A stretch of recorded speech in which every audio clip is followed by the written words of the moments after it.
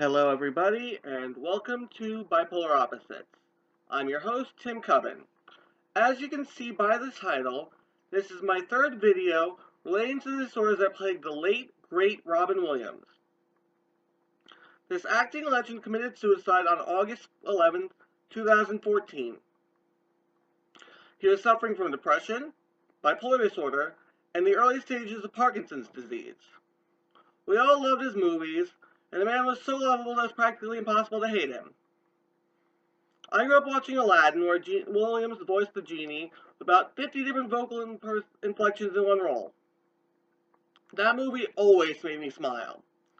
Then, of course, we had Mrs. Doubtfire, one of the only cross-dressing movies I can actually bring myself to watch.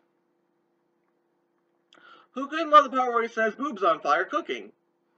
I remember how innocent he played in Jack, where he eats 4 times faster than everyone else. He totally captured the innocence of a child, probably comparable only to Tom Hanks in Big. But let's not feel sad about this, as Williams wouldn't want us to cry on his expense, but to watch his movies and smile. Going back to Williams being in the early stages of Parkinson's, a disease that not enough people know much about.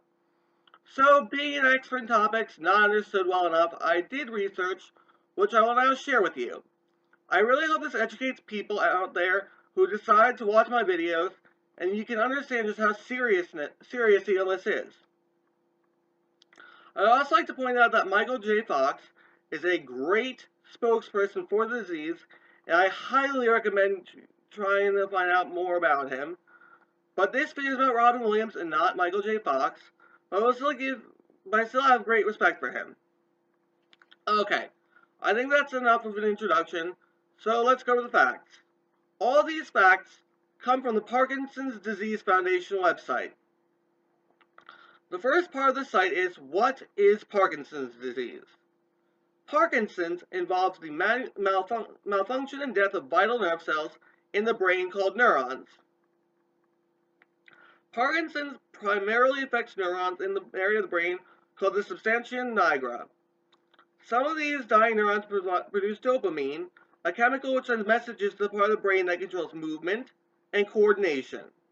As Parkinson's progresses, the amount of dopamine produced in the brain decreases, leaving a person unable to control movement normally. Primary motor signs of Parkinson's disease include tremor of the hands, arms, legs, jaw, and face, slowness of movement, stiffness of the limbs and trunk, impaired balance and coordination. Often the diagnosis of Parkinson's is first made by an internist or family physician. Many people seek an additional opinion from a neurologist. To diagnose Parkinson's, the physician takes a careful neurological history and performs an examination. The doctor looks to see if your expression is animated. Your arms are observed for tremor, which is present either when they are at rest or extended. Is there stiffness in your limbs or neck? Can you rise from a chair easily? Do you walk normally short steps? And do your arms swing symmetrically? The doctor will pull you backwards. How quickly are you able to regain your balance?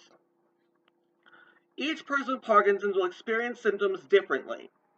For example, many people experience tremor as their primary symptom, while others may not have tremors, but may have problems with balance. Also, for some people, the disease progresses quickly, and in others it does not. To date, despite decades of intensive study, the causes of Parkinson's remains unknown. Many experts think that the disease is caused by a combination of genetic and environmental factors, which may vary from person to person. About 15 to 25% of people with Parkinson's report having a relative with the disease. Some scientists have suggested that Parkinson's disease may result from exposure to an environmental toxin or injury. The progression of Parkinson's disease varies among different individuals. Parkinson's is chronic and slowly progressive, meaning that symptoms continue and worsen over a period of years. Parkinson's is not considered a fatal disease. In mild Parkinson's, movement symptoms may be inconvenient, but do not affect daily activities. Movement symptoms, often tremor, occur on one side of the body. Friends may notice changes in a person's posture, walking ability, or facial expression. Parkinson's medications suppress movement functions effectively.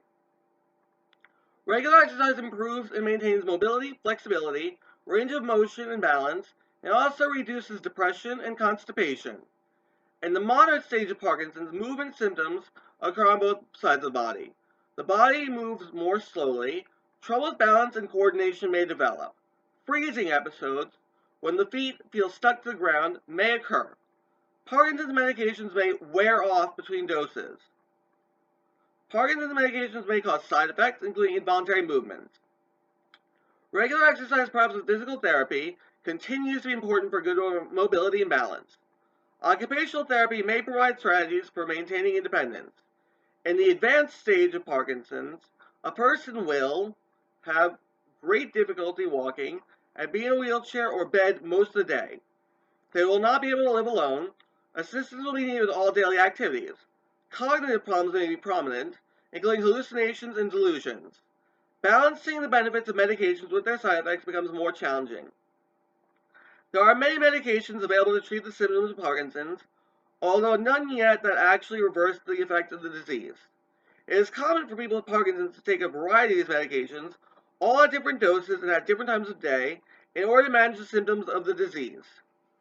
While keeping track of medications can be a challenging task, understanding your medications and sticking to a schedule will provide the greatest benefit from the drugs and avoid unpleasant off periods due to missed doses. As many as 1 million Americans live with Parkinson's disease, which is more than the combined number of people diagnosed with multiple sclerosis, muscular dystrophy, and Lou Gehrig's disease. Approximately 60,000 Americans are diagnosed with bipolar each year, and this number does not reflect the thousands of cases that go undetected. An estimated 7 to 10 million people worldwide are living with Parkinson's disease. Incidence of Parkinson's increases with age, but an estimated 4% of people with Parkinson's are diagnosed before the age of 50. Men are 1.5 times more likely to have Parkinson's than women. The combined direct and indirect costs of Parkinson's, including treatment, Social Security payments, and lost income from inability to work, is estimated to be nearly $25 billion per year in the United States alone. Medication costs for an individual person with Parkinson's averages $2,500 a year, and therapeutic surgery can cost up to $100,000 per patient. This is just some of the content on the Parkinson's Disease Foundation website. I highly recommend you learn more. You can start at www.pdf.org and continue from there. This disease is very difficult to live with, and is potentially a reason the late, great Robin Williams tragically took his own life. As always, I would like to hear back from you, so please leave feedback, leave questions, comments, and tell me what you want to see in future episodes. With that, I will simply say, Tim Cubbin, out.